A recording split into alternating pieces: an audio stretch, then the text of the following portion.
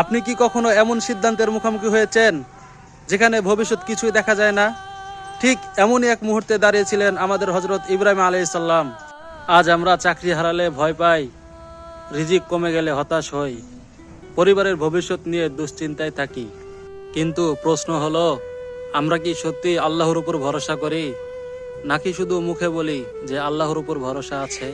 রাসূল সাল্লাল্লাহু আলাইহি সাল্লাম বলেছেন, তোমরা যদি আল্লাহর উপর পূর্ণ ভরসা রাখতে তবে আল্লাহ তোমাদেরকে পাখির মতো রিজিক দিতেন।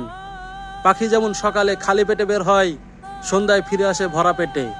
আল্লাহর আদেশে হযরত ইব্রাহিম আলাইহিস সালাম তার স্ত্রী হাজেরা ও শিশুপুত্র ইসমাইল আলাইহিস সালামকে নির্জন মরুভূমিতে রেখে যাচ্ছিলেন, যেখানে ছিল না পানি, ছিল না খাবার, ছিল না কোনো মানুষ।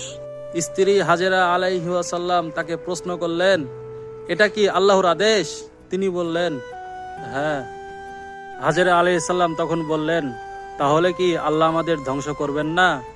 এই ঘটনায় আমাদের শেখায়, ভরসা মানে দায়িত্ব এড়িয়ে যাওয়া নয়, ভরসা মানে আল্লাহর আদেশে সাহসিক সিদ্ধান্ত নেওয়া। প্রিয় বন্ধুরা, আজ যদি আপনার জীবনেও কঠিন সিদ্ধান্ত আসে, তাহলে ভয় না করে আল্লাহর উপর ভরসা রাখুন। প্রিয় বন্ধুরা, ভিডিওটি ভালো লাগলে লাইক করুন, শেয়ার করুন, হয়তো কারো জীবনের আশার আলো আবার জেগে উঠবে। আর এমন ইসলামিক গল্প পেতে অবশ্যই চ্যানেলটি ফলো ও সাবস্ক্রাইব করতে ভুলবেন না।